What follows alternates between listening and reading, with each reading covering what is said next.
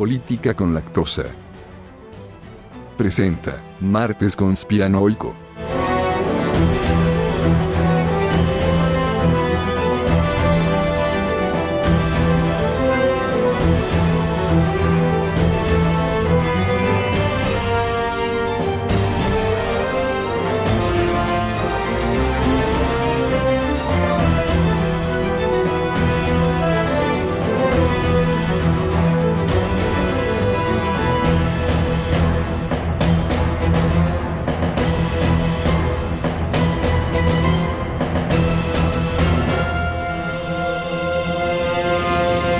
Paul McCartney is dead. Seems about right, doesn't it? In toward the end of the '60s, is that when the rumors about you being dead surfaced? Do you remember that? Do you remember how that started? What were your feelings about that? What happened? Yeah, my feeling.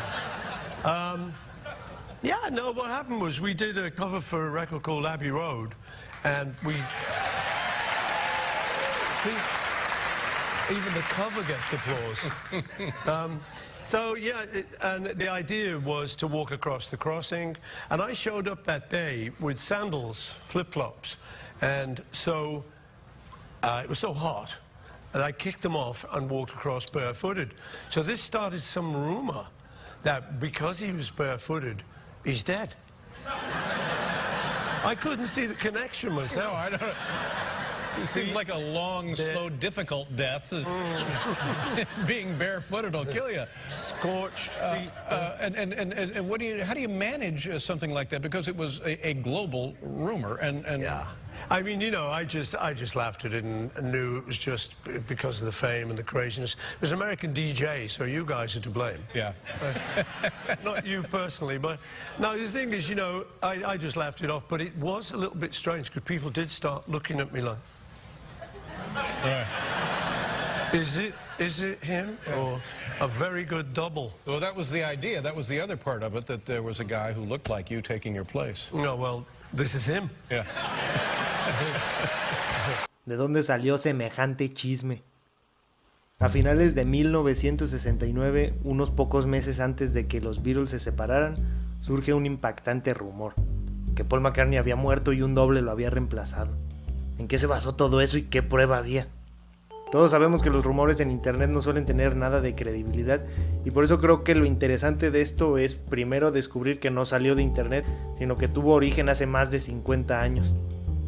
Todo inició con una llamada anónima a Ross Gibb, locutor de la cadena de radio KNR de Detroit. El anónimo se identificó como Tom y dijo que Paul McCartney había muerto y sido reemplazado por un doble. Luego le pidió que reprodujera al revés el track del álbum blanco Revolution 9 para que se escuchara ahora la frase "Turn me on, dead man" como mensaje oculto. En esa extraña llamada fue la primera vez que se dijo tal cosa. Pero la razón de que el rumor se volviera de talla global en realidad no fue esa, sino un personaje muy olvidado en esta historia. Un locutor llamado Robbie Young, que desde entonces dedicó su programa únicamente a hablar de eso. Se ponía a buscar supuestas pistas por toda la discografía. Lo despidieron enseguida, pero no se dio por vencido y fue con Henry Truby. Este hombre era el director del Laboratorio de Investigaciones Lingüísticas de la Universidad de Miami y un gran experto en el reconocimiento de voces por espectrómetro. De hecho, uno de sus mayores logros había sido grabar el llanto de bebés recién nacidos y 20 años después relacionar cada llanto con el adulto correspondiente sin ningún fallo en lo absoluto. Lo que él hacía consiste en descomponer el sonido en partes más simples para obtener algo denominado huella dactilar de la voz, la cual es una característica intrínseca de cada ser humano y es independiente de si se está gritando, cantando o hablando, algo más allá del tono y el timbre y que no cambia con la edad. Además de que es diferente en cada persona por muy parecidas que sean las voces, por tanto supone un método irrefutable para identificar a una persona. El locutor le pidió a este experto que hiciera un estudio de la voz de Paul McCartney basándose en la discografía de los Beatles. Así que Truby pasó horas trabajando en su informe y su conclusión fue: no pueden ser la misma persona. Todas mis investigaciones indican que no puede ser la misma persona. Sin más, Robbie le pidió que expusiera su informe en televisión y él aceptó, aunque justo el día que debía ir lo llamó y le dijo: lo siento, no me es posible decir nada más sobre eso. Pasaron casi 40 años y todo quedó en un simple rumor. aunque el 15 de junio del 2009 de pronto volvió a tomar fuerza por la publicación de unos estudios antropométricos por unos italianos llamados Gabriela Carlesi y Francesco Gavazzeni, al amparo de su mentor Giovanni Pierucci. Él era de hecho un gran fan de los Beatles y estaba harto de escuchar la teoría de la muerte de Paul, en la cual no creía en lo absoluto. Precisamente por ello le propuso a su equipo de expertos poner sus habilidades al servicio de la verdad para así encontrar pruebas científicas indiscutibles y desmentir todo de una buena vez. Gabriela era una experta en reconocimiento craniométrico y Francesco en análisis de imágenes por computadora. De hecho, este equipo de expertos ayudó en las investigaciones de dos famosos casos: el intento de asesinato al Papa Juan Pablo II y otro de delincuencia conocido como el monstruo de Florencia. El informe que hicieron consistió en hacer un estudio forense de Paul McCartney. Cuando se quiere identificar a una persona con absoluta certeza, se examinan las huellas dactilares y el ADN, pero en la ausencia de estos, se recurre a lo que ellos dos hicieron, la craniometría, que se basa en el análisis de puntos específicos que toda la gente tiene en la cara y no cambian nunca. Estos son la distancia entre las pupilas, la intersección entre la nariz y la ceja, el punto donde la base de la nariz se separa del labio superior, la conformación de la mandíbula y el mentón, y el pabellón auricular. Con todo ello, se calcula la forma del cráneo. Actualmente, esa es la ciencia para reconocimiento personal más sofisticada del mundo. Gabriela dijo que le tomaría tan solo 2 minutos demostrar que Paul es la misma persona de siempre. El primer paso fue seleccionar las mejores fotos en cuanto a calidad y encuadre y formar 2 grupos, antes y después de 1966. ¿Y por qué esa fecha? Pues porque según el rumor ese es el año en el que Paul McCartney habría sido suplantado. Además de que todo fan sabe que en 1966 es justamente el final de las giras de los Beatles y la desaparición de la vida pública de los 4. Francesco, al analizar las fotos, vio que antes de 1966 daban una coincidencia perfecta en los puntos clave. Y por otro lado, las fotos posteriores a 1966 también tenían buena compatibilidad entre ellas. La sorpresa fue al comparar cada grupo de fotos entre sí, pues mostraban una discrepancia del 6%, muy por encima del umbral de error.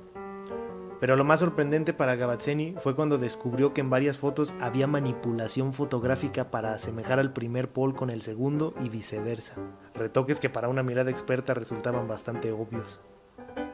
Descubrió, por ejemplo, que la foto de McCartney que viene adentro del álbum Sgt. Pepper's había sido achatada para que el cráneo fuese más redondo. La barbilla estaba retocada y había una sombra falsa dibujada en el ojo, sombra que al pasar de los años poco a poco deja de aparecer en las fotos, donde ahora se puede apreciar una cicatriz y rastros de estiramiento de la piel.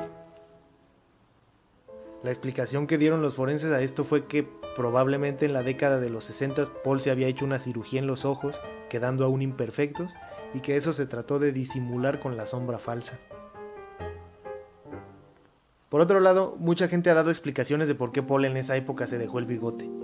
Gabriela Carlesi dijo que probablemente había sido para disimular el punto nasoespinal, ya que este es imposible de alterar quirúrgicamente, y entre el McCartney de antes de 1966 y el de después es un punto que varía claramente.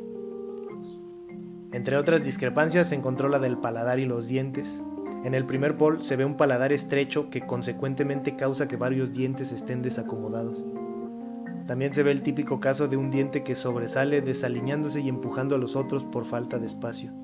Sin embargo, en el segundo McCartney el paladar es considerablemente amplio, pero hay un diente canino que sobresale sin razón aparente. Según Gabriela, las imágenes muestran que este tendría suficiente espacio para alinearse con los dientes vecinos. Es como si se hubiese querido recrear un detalle en una boca donde esa anomalía jamás se habría manifestado. Sin embargo, quiso suponer que Paul McCartney simplemente se modificó el paladar, ya que eso sí era posible en aquella época.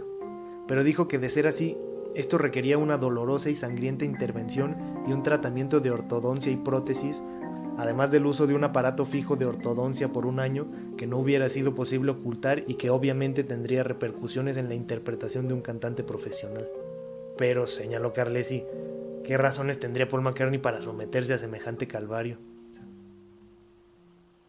Ante estos descubrimientos, los forenses empezaron a reflexionar que si Paul quisiera acabar con el rumor, lo podría haber hecho desde hace mucho. Por ejemplo, con una prueba de ADN cuando su padre estaba en vida, o con su hermano Mike, pero no. De hecho, la única vez que se vio obligado a hacer algo así solo provocó más sospechas, fue cuando Bettina Crispin, una mujer que se autodenomina hija de Paul, fruto de una relación del músico con una alemana antes de ser famoso, pidió una prueba de paternidad. Ella nació en 1961 y Paul la desconoció, pero curiosamente accedió a mantenerla con un pago mensual. La madre se conformó, pero la hija no, y una vez adulta acudió a un tribunal para obtener el reconocimiento de su padre.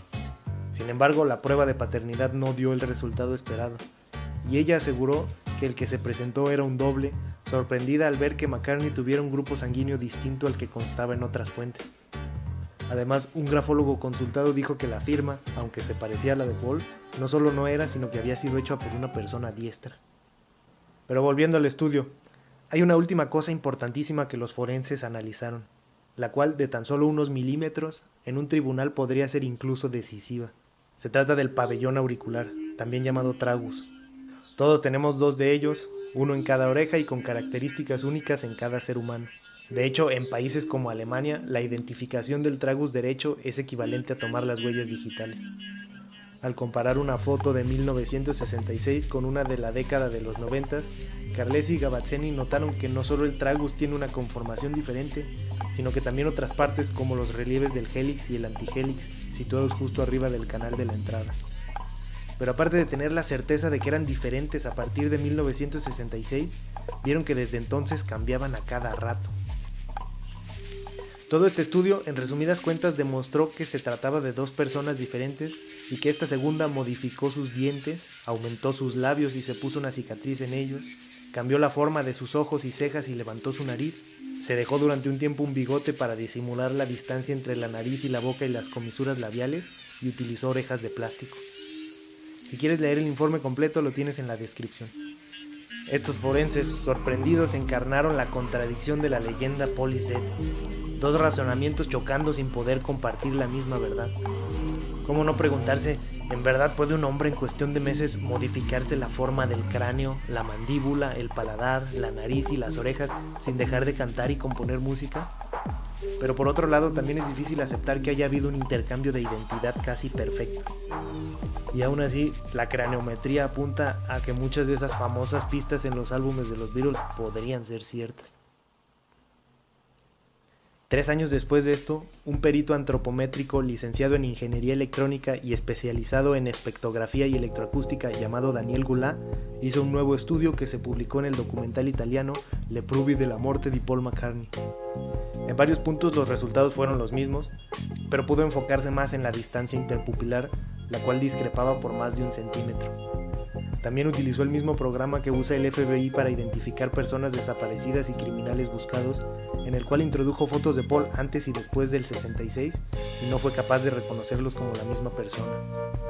Además, realizó otro análisis de voz diferente al de Henry Truby, pues esta vez se basó en la voz hablada de las entrevistas de Paul, y el resultado fue una compatibilidad del 50%. También hizo reconstrucciones 3D de ambas lenguas donde se puede ver la diferencia en la manera en que cada una se ajusta al paladar superior cuando produce un fonema. Su conclusión final fue que hay un 80% de probabilidades de que Paul haya sido sustituido. Link en la descripción. De ese mismo año es también el análisis de una grafóloga experta llamada Elena Marchetti, quien comparó 2 escrituras de antes y después del 66, concluyendo que se trata de grafías diferentes y que a partir de dicho año Paul cambió notablemente su firma. Pero aparte de todo esto, existen otros tantos análisis más reflexivos que científicos hechos por la propia Lady Ruth, donde aborda diferencias como la estatura de Paul antes y después, en el que se muestra que el segundo Paul era mucho más alto y que esto se trató de disimular con un montón de técnicas diferentes, sombreros, tarimas, perspectiva, encorvarse y por supuesto con fotomontaje. El artículo completo está en la descripción. Otro análisis es el de la manipulación fotográfica para asemejar a un Paul con el otro y viceversa. Aunque la mayor constante, lógicamente, es la de hacer que el primer Paul se vea más como el actual. Pero de este artículo destacaré solo un ejemplo muy curioso que de hecho es en video. El de una entrevista de 1968 para la BBC. En el video original se le ve una cara muy larga y rasgos bastante extraños, pero más recientemente se remasterizó y ahora su cara es más redondeada y armoniosa. La explicación que se suele dar a esto es que al pasar VHS a DVD, como es más ancha la imagen, se achata. Y es verdad, está achatada, pero es algo que solo pasa en este caso y que favorece el parecido con el primer Paul. En otros pasos de VHS a DVD, como el de la película Help, curiosamente ocurre lo contrario, se alarga. Otro análisis importantísimo es el de la surdera de Paul. Y es que una vez que asumimos la posibilidad de que una persona haya tomado el puesto de otra, que ésta, además de parecerse, fuera también zurda, ya es ridículo. Solo aproximadamente el 12% de la población es zurda. En ese análisis podemos ver que antes de 1966 se trata de alguien autodeclarado como zurdo total, que escribía con la mano izquierda, tocaba el bajo y la batería al revés, y hacía todo aquello que necesitara precisión, como sostener un cuchillo, una taza o un mechero con dicha mano. Pero las cosas que no necesitaban tanta precisión como fumar las podía hacer con una u otra.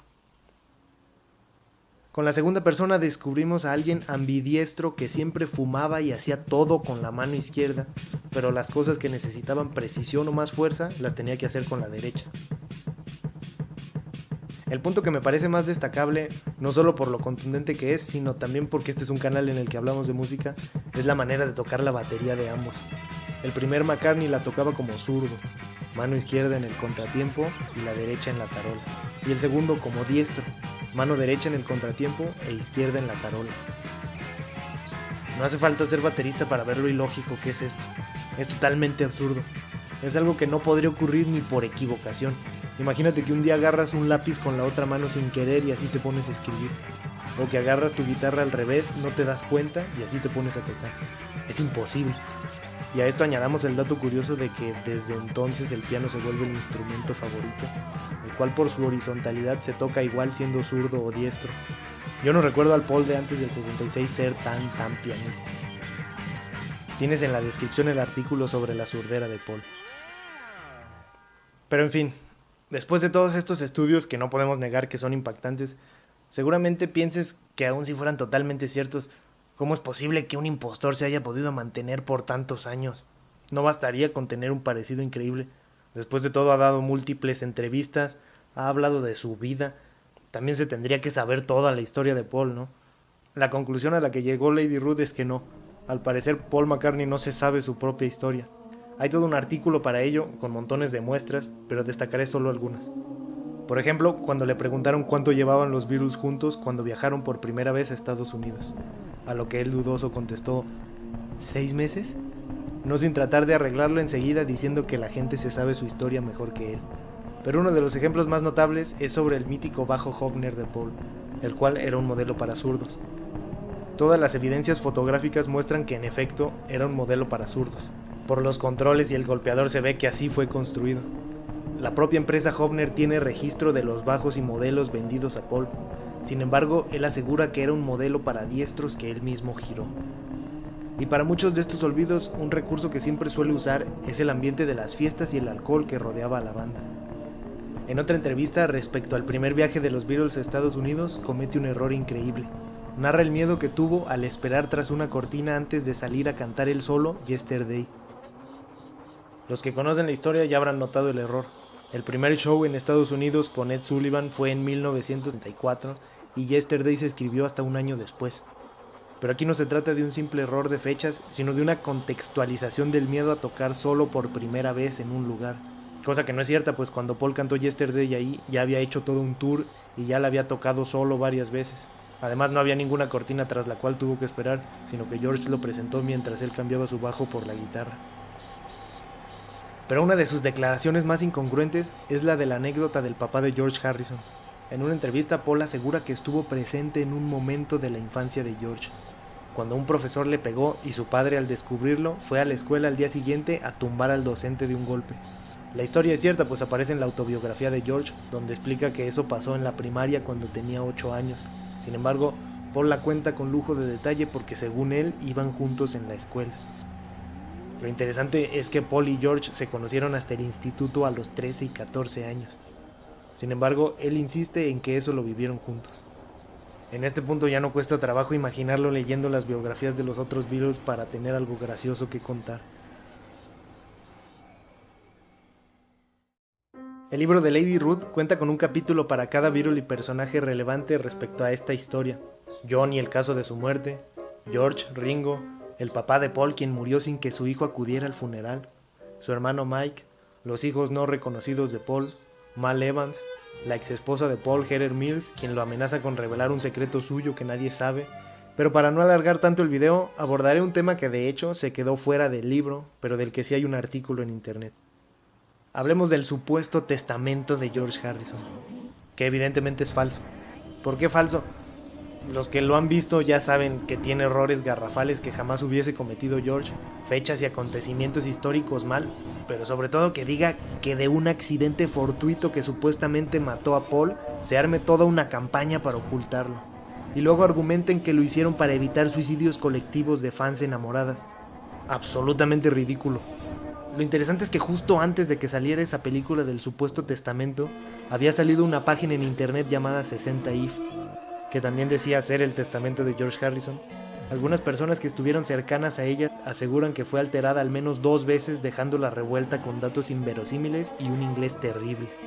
Lo curioso es que tras la muerte de George Harrison aparezca eso, luego sea censurado y enseguida salga una película a la que le dan toda la publicidad del mundo.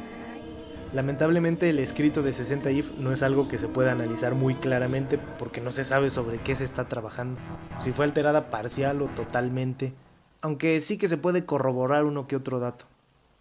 A grandes rasgos, este artículo es una declaración por un anónimo que cuenta que George en su lecho de muerte le pidió difundirla justo el día en que Paul cumpliría 60 años si estuviese vivo.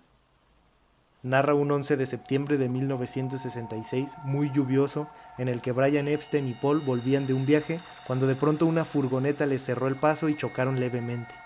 Entonces del otro carro salieron unos hombres vestidos de negro y los agarraron junto con una chica que venía con ellos, forzándolos a subir al otro auto, aunque la chica logró huir. Sin saber qué había pasado, los otros Beatles estuvieron todo el día al teléfono intentando contactarlos, hasta que al día siguiente la policía les avisó que Paul y Brian habían sido secuestrados. Llegando al lugar, vieron los vehículos vacíos y la chica les contó lo que había pasado. Según esto, lograron impedir que la noticia saliera en los periódicos. Días después, recibieron una llamada para ir a identificar el cuerpo de Paul, que había sido encontrado en una colina cerca de un Volkswagen blanco, estando ya en un estado espantoso, y además vieron que habían intentado quemarle, pero la lluvia apagó el fuego. Había una fila de civiles tan ajenos a su tristeza que uno hasta se atrevió a decir: «Parece una morsa», y John desconsolado se enfrentó a él gritando: Yo soy la morsa, no él, yo soy la morsa». Este relato en algunas partes cambia sospechosamente un inglés terrible, pero lo más ilógico es la siguiente parte, pues cuenta que una vez comprendido que eso significaba el final de The Beatles, de pronto deciden no resignarse y usar el material que Paul había dejado. Detuvieron las giras para darse un respiro y el servicio de inteligencia les propuso amablemente poner a su disposición cirujanos plásticos para recrear un doble, pero amenazándolos de muerte si dicen algo, lo mismo que dice la película. Aunque bueno, vale la pena hacer una pausa en la parte que dice que lanzaron un casting para el doble y que llegó un chico muy parecido a Paul llamado William, que era un policía provincial de Ontario al que comúnmente apodaban Sgt. Peppers, solo para mostrar esta nota del periódico policial de Manitoba, Canadá, del 30 de mayo de 1963, que cuenta que el sargento William Campbell fue condenado a 1 semana de suspensión de empleo por andar borracho. Solo ha habido un sargento llamado así en la policía de Ontario, y ese dato es imposible que estuviera en el poder de quien sea que haya escrito el 60 If. Luego el escrito se pone a contar varias de las ya conocidas pistas de los álbumes, algunas planteadas por primera vez ahí, por ejemplo la supuesta fecha de la desaparición de Paul, que se ve al poner un espejo en el bombo de la portada de Sgt. Peppers. 11 de septiembre. Después del montón de pistas ya famosas, de pronto el escrito nos sorprende con una novedosa información que resultó ser cierta. Paul tenía un aspecto mayor al de Paul, por lo que todos tuvimos que dejarnos crecer las barbas y bigotes. A pesar de ello, Paul llevaba lentes de contacto para oscurecer el verde natural de sus ojos. Los cirujanos habían olvidado duplicar la pequeña hendidura en su barbilla. Eso fue retocado en las fotos. También Paul tuvo que soportar otras sesiones de cirugía plástica con algunas mejoras, aunque el resultado aún no era perfecto. Alteraron su boca de nuevo, sus dientes y su barbilla fueron reconstruidos. Su nariz fue retocada y adelgazada, incluso sus manos fueron cambiadas de forma y las mejillas tuvieron que ser aumentadas con inyecciones de botulina de tiempo limitado cuando estábamos en público o cuando nos tomaban alguna foto, porque su cara era mucho más delgada que la de Paul. Gran parte de eso lo dice el estudio forense y hasta se puede confirmar comparando las fotos del primer Paul con el segundo. Por ejemplo estas. Este era Paul.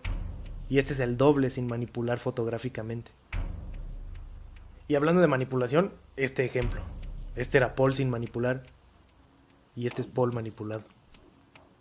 Varios datos de esos fueron confirmados por los forenses italianos. Luego el escrito continúa con que John no encontró mejor forma de expresar el engaño que poniendo mensajes ocultos por todos lados, pero que una vez publicada toda la música que Paul había dejado, ya no tenía sentido para él seguir con los Beatles y así mismo debía ser el final del doble, pero no respetó su contrato y enseguida lanzó un álbum en solitario preparado por otros músicos. Luego John fue a Estados Unidos a buscar a los asesinos de Paul pensando que fueron miembros del Ku Klux Klan, pero fue tras mucho tiempo que por fin estaba cerca de la verdad y de pronto fue asesinado, debido a que nunca quiso tener guardaespaldas.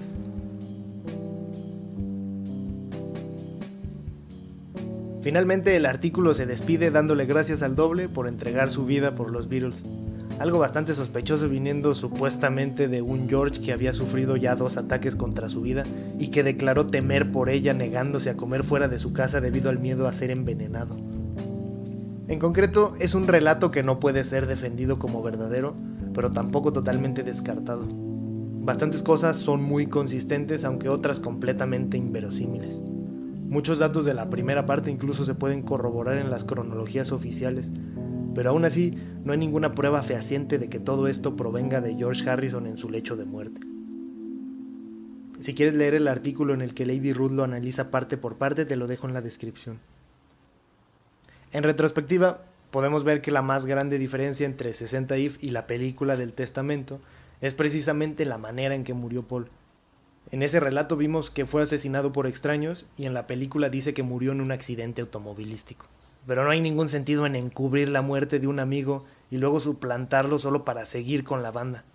Tampoco es creíble que lo que quería el servicio de inteligencia era evitar suicidios colectivos. Ni siquiera que lo hicieran por dinero es creíble. Esos poderes obtienen financiación y beneficios de operaciones mucho más grandes como la venta de armas, la trata de blancas o el narcotráfico, además del control de los bancos centrales privados. Dinero no les falta. No montarían semejante operativo por dejar de ganar unos cientos miles de dólares. La pregunta peligrosa es ¿por qué? ¿Por qué matarían a Paul McCartney para suplantarlo? Para ello solo existen teorías. Hay una línea del tiempo no oficial, la cual cuadra muy bien con la fecha de la desaparición de Paul dada en 60 If. Se puede corroborar incluso que ese día sí estaba lloviendo según el informe meteorológico de Londres. Esta cuadra también con la primera aparición de un extraño Paul con bigote, que desde un principio despertó muchas dudas en la gente cercana. De hecho es ahí donde inician los primeros rumores de una suplantación. Ya había gente preguntándose por qué Paul había cambiado tanto. Pero la pregunta es ¿por qué? ¿Por qué a Paul? Él siempre fue muy prudente con los temas controvertidos, a diferencia de John que rabiaba al no poder expresarse abiertamente por recomendación de Brian, y aún así no pudo evitarlo en más de una ocasión. Sin embargo, las veces que Paul lo hizo dejó muy clara su manera de pensar. En una entrevista para Melody Maker en 1964, le preguntaron que si creía que tenía cierta responsabilidad sobre los fans y él contestó, no, sé que sería una bonita respuesta que dijera que sí, que tenemos una responsabilidad con los fans, pero sería innoble usarlo en mi beneficio. La respuesta es no, no creo que tengamos ninguna responsabilidad, francamente, y hay que explicarlo bien. Es insultar a la inteligencia de los jóvenes decirles lo que tienen que hacer. A veces hay gente que nos lo aconseja pidiéndonos que vayamos a una reunión y le digamos a un montón de gente que no debería tomar alcohol. ¿Por quiénes nos toman? Se reirían de nosotros si les dijéramos a los jóvenes de Gran Bretaña que no beban. Sería condenadamente impertinente. Yo no tengo el derecho a inferir en la vida de nadie. ¿Tú crees que porque los Beatles digan no vayas por ahí pegándole a la gente, los criminales pararían? No lo harían. Y es una desfachatez que esperen eso de nosotros. Me sentiría como un perfecto idiota diciendo no bebas. Esa negativa tajante dejó en claro que Paul no quería usar su fama para influir en la juventud. Hay de hecho un archivo del FBI a nombre de los Beatles con documentos que apuntan a un seguimiento para evaluar su influencia en la juventud. Por otro lado, se sabe que John y George llegaron a probar LSD, en cambio Paul siempre se negó a ello. Sin embargo, poquísimo tiempo después aparece bien raro declarando descaradamente haberlo probado. Si crees que esto ya suena a asesinato y suplantación, escucha esta última historia poco conocida. Mark Lane, un abogado, investigador y escritor famoso por su fuerte activismo a favor de los derechos civiles.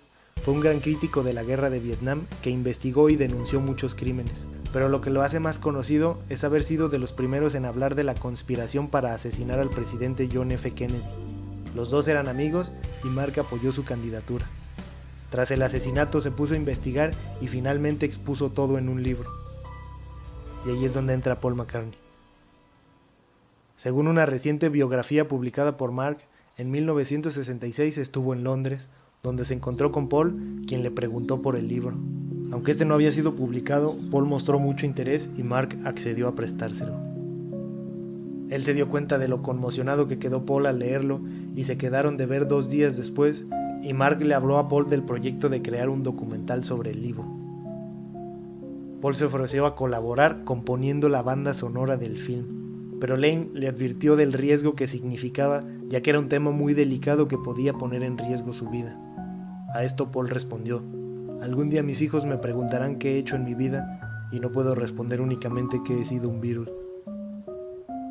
Paul era el artista más famoso del mundo en ese momento y estaba ofreciendo su talento y fama, arriesgando su postura ante los fans para ayudarle a difundir la verdad del asesinato de Kennedy.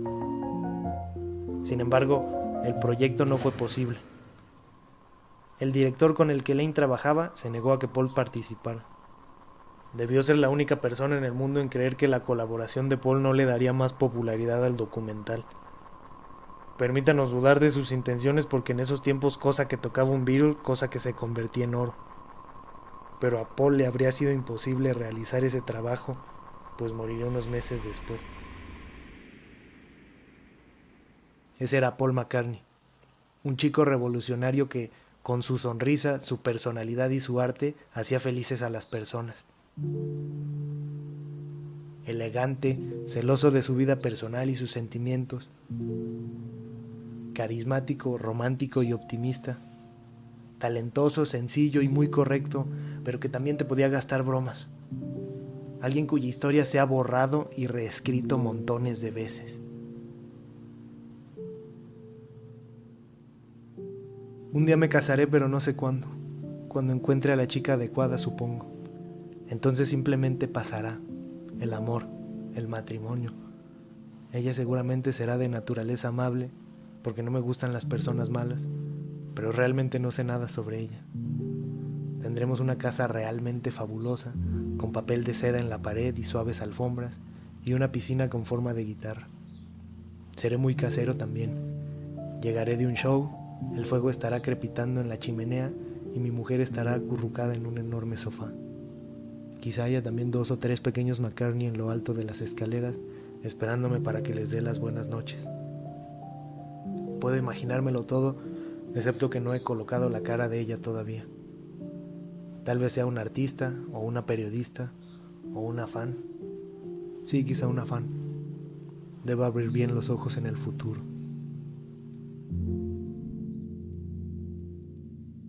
Hi there, it's Paul McCartney. I'm doing a Wired autocomplete interview. Google is Paul McCartney. No, I am Paul McCartney. Google is Google. When did Paul McCartney write Yesterday? 1960 or something like that. I'm not very good on dates. It was in the 60s, shortly before we recorded it, so you can look it up. Great thing about Si te gustó el video dale like, comparte y síguenos. Estás en Política con Lactosa.